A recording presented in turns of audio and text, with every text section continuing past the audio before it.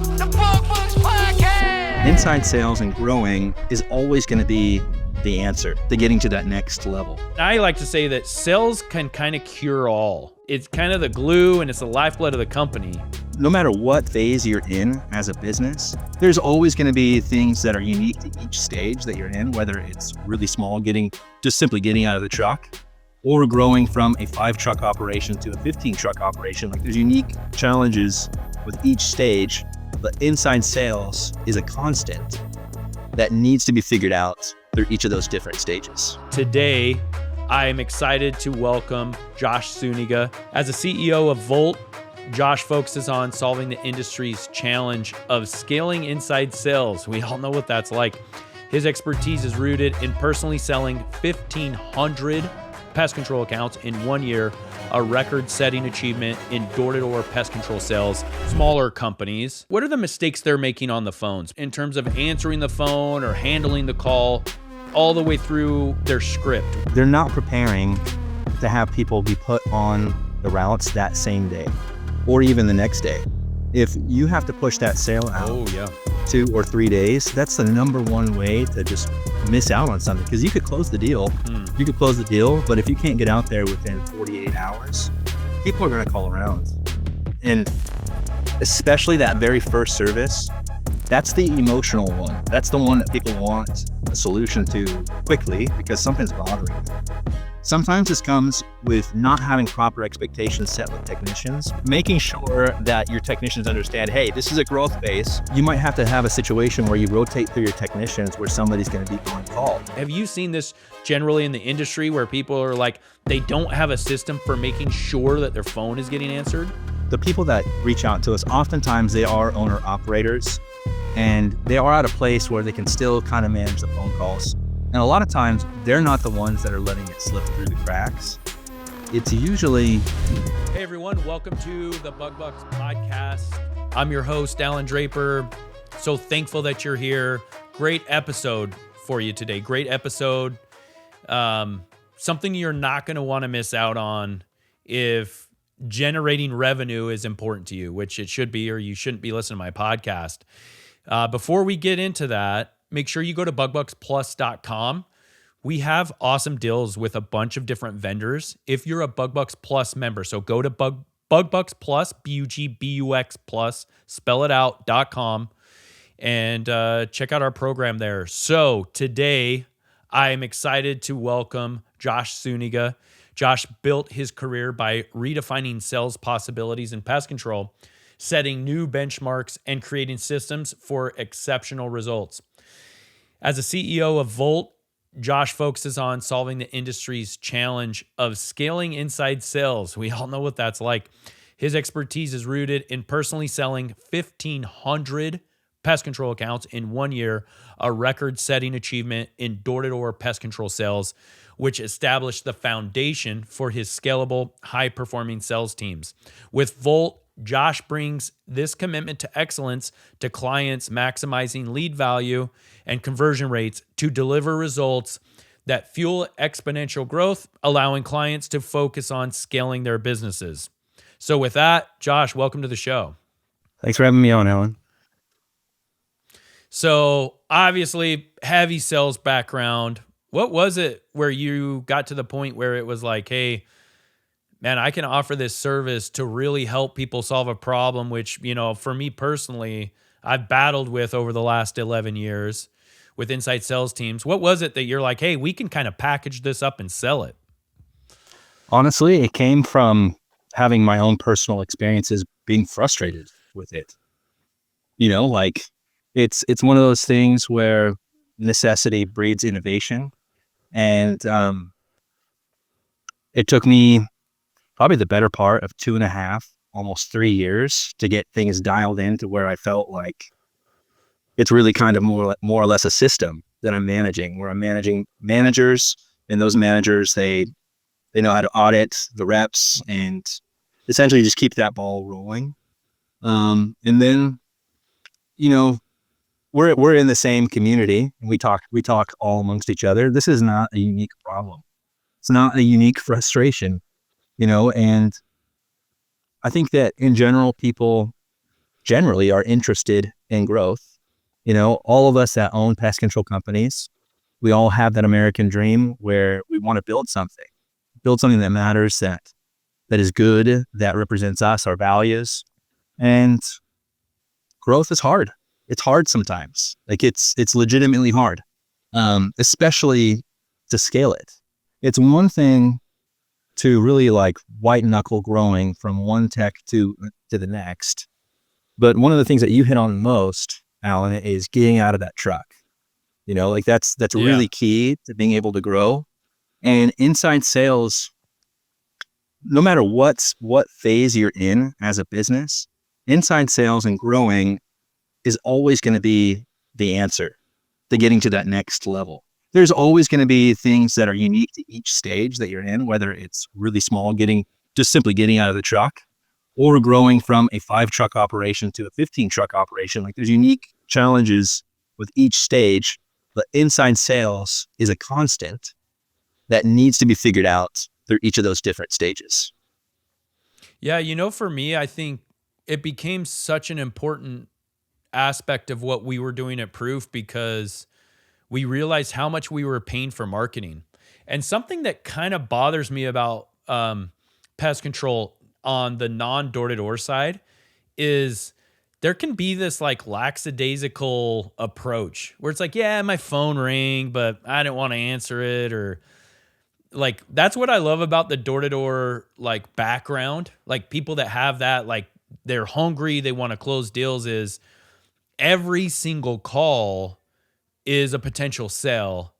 And that it just seems to be problematic in our industry. Like still where people, and to be honest with you, I'm not going to say what Proof's answer rate is right now, but we're missing some phone calls. And Matt at Lizard is like helping us like, hey, you guys are missing a bunch of calls and we need to fix this. And so that's what's really cool about your background is, coming from like the technical side, it's a little different than coming from the sales side. For you guys are like, hey, this is, and I like to say that sales can kind of cure all. You can have problems, but sales is like, it's kind of the glue and it's the lifeblood of the company. And so that's bothered me. The people that reach out to you, Josh, are they, do you see a little bit of this? My guess is they have at least recognized that there's this lack of urgency or this need. But have you seen this generally in the industry where people are like, they don't have a system for making sure that their phone is getting answered? Absolutely. I think that what I see most often, the people that reach out to us, oftentimes they are owner operators and they are at a place where they can still kind of manage the phone calls. And a lot of times they're not the ones that are letting it slip through the cracks. It's usually that first step where either they've just barely gotten out of the truck or they barely hired somebody that's answering phone calls for them. And then they realize that, the person that's answering the phone call for them doesn't care about it as much as they do, and unfortunately that's just something that you have to get around when it comes to growth. Your employees, they're not always going to have the same urgency as it relates to valuing the cost of the lead, for one, and then really diligently trying to solve that potential customer's issue, and doing it in a way where it's closing deals. I don't know. I feel like the issue that I come across the most is people not necessarily wanting to take away opportunity from that singular staff or a couple of different like CSRs that they might have in-house that are honestly pretty inefficient, out of fear of like backlash from the CSRs, out of fear of them getting frustrated about losing a potential source of income. So one of the things that we talk about to most people is trying to find a way to split that up and have people specialize, essentially. To keep your customer service people if you want, but let us handle the sales because we're going to do it differently. Because what you said, coming from a sales background, it really is just different. From us and everybody that works with us currently, most of us have a door-to-door background. And I'll tell you, answering warm leads is going to be infinitely easier than us knocking doors. So we just have a different perspective on it. Yeah, for sure. What are a few things that you see these probably smaller companies that what are the mistakes they're making on the phones? Both whether it's, something in terms of answering the phone or handling the call, all the way through their script. What are some common things some thoughts you have that could drastically improve some of the things they're doing? That's a good question. I think that the number one thing that slips through the cracks is honestly availability when it comes to growth. And I'll get a little bit more clear with that answer. What I mean by that is they're not preparing to have people be put on the routes that same day or even the next day. If you have to push that sale out 2 or 3 days, that's the number one way to just miss out on something, because you could close the deal. You could close the deal, but if you can't get out there within 48 hours, people are going to call around. And especially that very first service, that's the emotional one. That's the one that people want a solution to quickly because something's bothering them. And so it's one of those ones you can't be casual about it. And so sometimes this comes with not having proper expectations set with technicians where, they just want to be done at 5:00, So making sure that your technicians understand, hey, this is a growth phase. This is a growth phase. And there's going to be situations where they can't have us come until after 5 p.m. And so you might have to have a situation where you rotate through your technicians where somebody's going to be on call. That might not be something that everybody's super happy about, but it's just a reality of growth. You have to get that job. You have to get it done. And so I would say that that's probably one of the biggest, top 3 ways people drop sales, is by not organizationally being prepared for growth and having that system smooth, not just from the phones, but also all the way down to the technicians. I think it's interesting that, it's super telling that I ask you what part of the process they need to work on the most. And you mentioned tech availability, right? Which is funny because I've been doing this a while and I know that this is true. Years ago, we changed how we do inside sales in terms of scheduling. Every single one of our technicians had several blocks in the morning, several blocks in the afternoon on every single day that just blocked off for phone sales. If they don't fill them, then they continue with the non-scheduled appointments that they have. But that's so true. And it's something that if you don't have a sales background, sometimes you don't realize that, and I've learned that from our door-to-door teams where they're like, hey, I need spots. And I always say that, when I'm talking to my operations, if you give door-to-door reps spots, there will be a few things that will happen, but that will solve 90% of their issues. Just give them spots. And I think that's true, and there's also this inherent, correct me if I'm wrong, but there's this inherent urgency to close that deal too. If it's like, hey, I've got spots tomorrow, if I can get you in there, then I can give you half off or whatever your pitch is. But it creates this natural urgency. Pest control has urgency anyway. People don't want the mouse in the kitchen. So, does that kind of resonate? That urgency helps them close the deals better.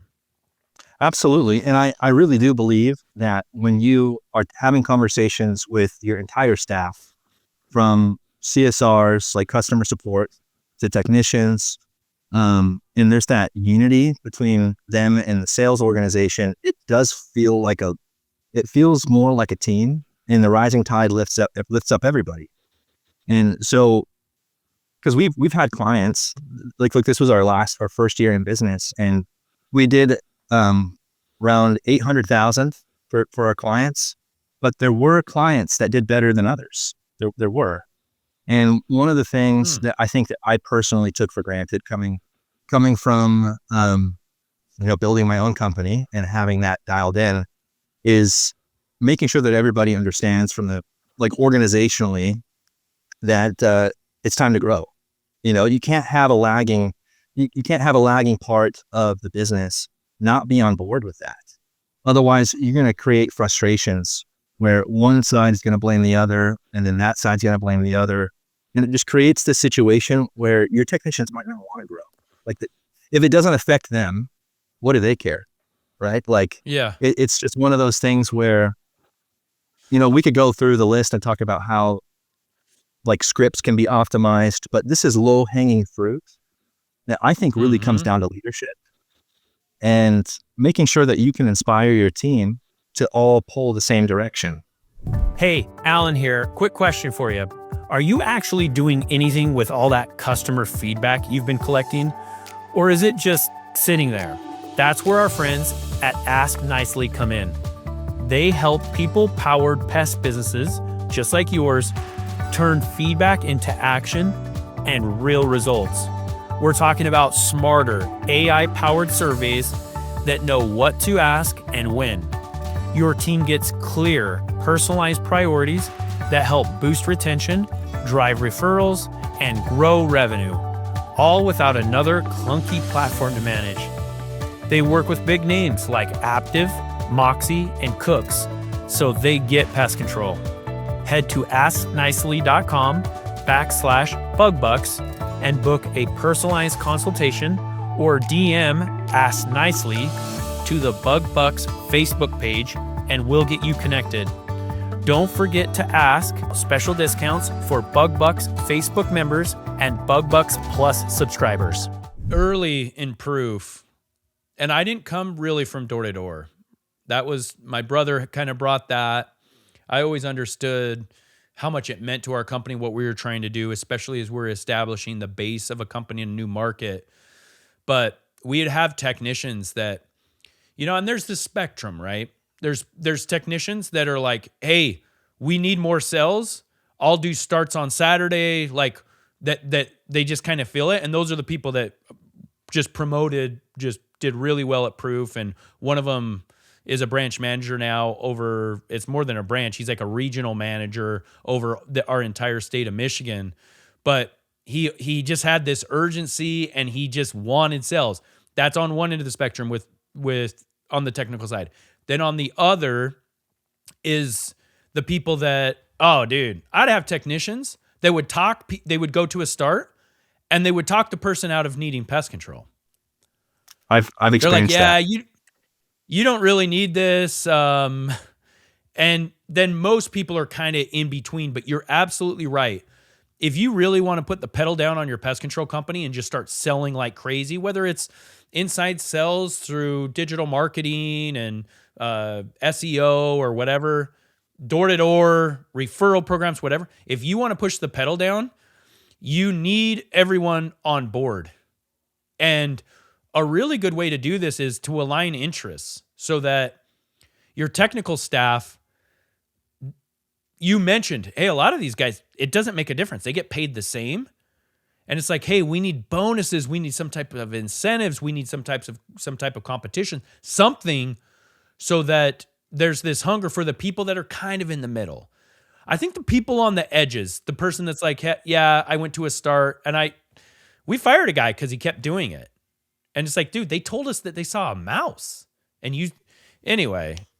It's crazy, man. Edges, I don't know that you can do much with it. But those people in the middle, I think the company can have a lot of control and effect and impact over how they see the growth of your company as being vital to not just the company, but to them personally. Yeah. So there's two aspects of this. One of them is organizational behavior. You have to understand that the greatest predictor of human behavior within an organization is people are going to do what's in their best interest. That's just the bottom line. They're going to do what's in their best interest. So like what you said, in incentivization, you have to incentivize behavior that you want. You also have to punish behavior that you don't want. Like you just do. And that's something that's not always super comfortable. But if you have an issue with that as a leader, you need to grow as a leader. You do, because you can't grow to another level unless you can properly incentivize behavior or de-incentivize it. And then there's that human aspect of leadership where you need to have a little bit of charisma. And I'm not saying, you need to be super smooth or anything, but people need to believe that you care, and not just for your own self-interest, but that you genuinely care about them, their growth, and that they can see how each part of the business works together, and they feel like they're a part of something. And so both those things have to be true in order for a company to grow in the right direction. And, although this topic it's not like the technical aspect of inside sales, it is the underlying bedrock that needs to be in place for somebody to do this really seriously. Yeah, no, 100%. So shifting gears just a little bit, Josh, I know Vult is, you guys haven't been around that long, starting to get some traction. It sounds like you guys have some new offerings. I want to hear about, let's start with what you guys have always done, what that service look like, and how you're helping people, and then what you guys got coming up. Okay, so this is cool. So I pulled some stats and this year our average contract value was $855, which I know that might sound high to some people. it might, but people will buy it. People will. We had on average a 60% closing rate. And the stat that I'm the most proud of is that 50% of the sales that we sold were put in 2-year agreements. That's something that we're really proud of, is being able to sell that multi-year agreement. And the commission that we charge is only based off of the first year agreement, because this is a way that we wanted to differentiate ourselves from competitors in the space. Because I'm not the only place you can go to have somebody answer phones for you. I would say that we're more of a sales organization that is also doing customer service versus some of our other competitors who, I don't have anything against them, but they're more of a customer service based company that happens to do sales. So we're more growth oriented in that way. But yeah, the 50% 2-year agreement is something I'm really, really proud of. And so that's pretty much it. We crushed it this year. We did about 800,000 for our clients. Was that mostly, and we're looking forward to, was that mostly residential, gen pest? It was or purely are you doing mosquito and tick? So it's mosquito and general pest. Okay. We like to sell packages when we can. And we scale back. We'll try to sell the whole thing. And then if somebody says they don't need it, we'll scale it back to value. So when it comes to, then that's part of the reason why our contract values are higher. And this is one of those things where if you're listening to this and you're saying, hey, well, I don't do mosquito. Well, one of my business partners happens to be an ace, Jake Klaus. He's a good guy. We both know him. And I myself have experience in rolling out mosquito programs within my own companies. And so this is one of those things that Vult can assist with, teaching how to do mosquitoes. It's a very easy add-on. And it's just one of those things that you can optimize and add more value to your customer. Because what we found is the more value that you're offering, the more likely they are to stay. And candidly, say they do want to cancel something, you can always scale back the value. You don't have to just say, okay, we'll just let you cancel everything. That's not the first response. Let's try to find some ways to save people money and say, hey, you know what? If you guys want to save some money, I think that what we could do is just cut back on the mosquito program, and we'll keep that general pest in place because it's really important to keep that house protection there. Or, something to that effect. It just gives you more room to negotiate with. But yeah, that's what we've been doing. We're getting ready to ramp up again. We have some companies that are reaching out, getting ready to onboard with us, and we're excited, man. We're excited to take the lessons we learned from year 1 and roll it into year 2. That's awesome. I know you guys are going to do, I don't know when, but I've heard about some additional service offerings in addition to mosquito tick and gen pest. Yeah. Is that coming around the corner? Tell us a little bit about that. Yes, it is. Okay, so we actually are getting ready to rebrand our company's name in general from Vult Inside Sales to Vult Growth Systems. So what we want to do is we're getting ready to do offerings for termite control and also for insulation. I have a good friend that's working with us now that understands and has worked with larger companies in building out insulation programs and termite programs.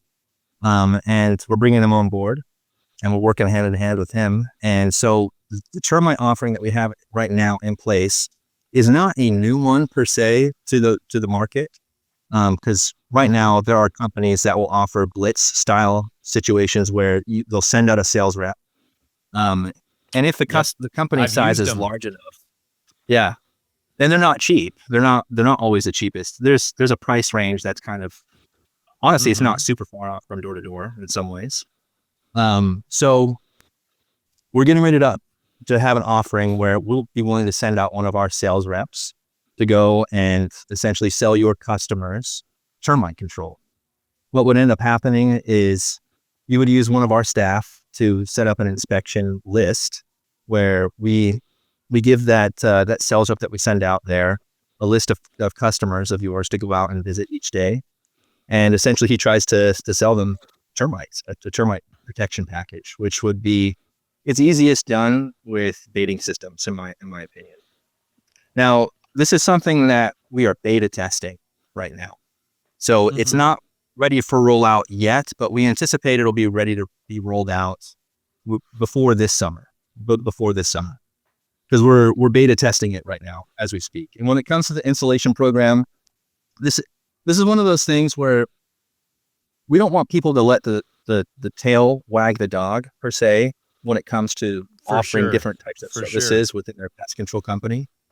But it is one of those things where there are companies that do door to door, and they fund their door to door program through doing these auxiliary offerings like crawl space, installation, removal, and attic insulation. So this is one of those things where we're still trying to figure out how we want to offer this to the market. But we can send out one of our salesmen to do that as well. And essentially it's the same model. You set up an inspector who sets up meetings, you send him out, and he tries to upsell the insulation. And it works really, really well. I know of companies that, these are typically a little bit larger companies, but they can average $50,000 to $70,000 a month in insulation sales. Now, a lot of people don't have insulation teams, built out. This is one of those things where we're kind of come up with an offering where we can teach people how to do it, or we can help them find a partner that will do the work, and we just utilize their customer list to get them some extra cash. Yeah, and that's actually something that I was going to suggest, and something that we've done at Proof is find you a really good local partner. There's some legal constraints there with liability and things like that, but using Vult to sell it and then having somebody else install it, use a contractor to install it, just create some really good synergy. Make sure that they're not going to step on your toes when it comes to stealing your GenPest clients, right? Make sure that that's probably use somebody that doesn't do GenPest, but definitely an opportunity there. That's typically awesome. Sounds like. Yeah, typically with the termites, Sorry, bro, go ahead. we would have to have, no, you're good. We would typically have somebody that has a license go with them to the appointments, just because we want to make sure that we're always compliant with termite laws, because, they range from state to state. That's just one of those things where if you want to optimize for growth, or you want to ramp up your termite program, this is an offering that works. There are a lot of companies that have used this style of service in the past. And it definitely does its job. Like there's a lot of sales that can be made. And I have been told that termite customers tend to be stickier customers as long as it's done correctly. Yeah. So when each time you add a service, it makes them stickier, right? Which is funny because I think the bread and butter of a lot of companies should be GenPest. And I'm obviously biased, but especially if you're looking to exit at some point, you want to have those that portfolio business in your company, but you can also offer those other services. That's, definitely helps. Low hanging fruit. The suggestion that I would have is, like you mentioned before, Josh, make sure that you're not stepping over $1 to pick up a dime, right? We got to make sure that you're not doing it at the expense of, your core competencies. There's ways to do that. And it sounds like you and Jake have this system where, hey, we'll help you find a partner. We'll sell it for you, kind of all of the above. So that's awesome. Yeah, we want to try to have it be as turnkey as possible. But that's the goal, man. You don't want to let the tail wag the dog, but this is one of those things where, particularly with the insulation, you just take that money, you dump it into your marketing. You dump it into your marketing and continue to fuel general pest growth. Yeah. Fantastic. Well, I mean, so much in here for people that are, whether they use Vult or not, that are trying to improve their inside cells, get more organized. And for me, I think the big message is you got to create that urgency. It's got to be important to you. And then from you as a leader, you have to make it important to your team. Align interests, right? Make it in their best interest for the company to grow, right? Build some excitement, some competition, some giveaways, something around hitting certain growth numbers so that people get behind it. What before we wrap up, Josh, I kind of want to give you the last thought. What else? What's that final pitch for Vult? What are you guys, what's different about you? What are kind of your closing thoughts here? So my closing thoughts around this are, we're a company that our incentives are aligned with your incentives. We want you to grow because when you grow, we eat. And essentially that's our primary focus, is growth. That is our focus. If you do business with Vult, your company is going to grow. That's the end result. That's the end thing that we're all working towards. And ultimately, because it's largely based off of commission, it only works if it works, right? So it's one of those things where I think that doing business with us in many ways is kind of protected, because it only works if it works. And if it works, then everybody wins. And we all want to win. Absolutely. I think a really cool thing about doing business with Vult is, well, I think there's a couple of really big things. One is it allows you to focus on something that's this core aspect of your business, growth, right? Bringing in new revenue. But it doesn't require a ton of oversight, right? You're not the one that has to implement the systems. You're not the one that has to deal with the payroll taxes of the people closing closing the sales and all this stuff. So it's a little bit of best of both worlds. So if you're interested, make sure to reach out to Vult. What's the best way for them to reach you, Josh, or where do you want to send them? So our website, vultinsidesales.com, is probably the easiest way to reach us. Or you know what, just send a message to me directly on Facebook, or ask about us in the Facebook group, and we'll get to you really quick. Love it. So yeah, make sure to go to BugBucks Facebook group, BUGBUX on Facebook. If you're not a member, make sure to add us or join the group, request to join the group, and then just ask about Vult within that group. We'll make sure that you get to the right person there. So Josh, thanks so much, man. Thanks for, ever since your early days, you've had an impact on the pest control industry. The people that know you respect you highly for your accomplishments and the things that you've done. So, hey, thanks so much for that. Thanks for building Vult, all that great work. Keep it up, man. Cheering you on from the Appreciate sidelines. it. Thank you so much for listening to the Bug Bucks podcast. If you enjoyed today's episode, please show your support by subscribing and leaving us an honest 5-star rating and review on Apple Podcasts or wherever you listen to podcasts. Thank you, and we'll catch you on the next episode.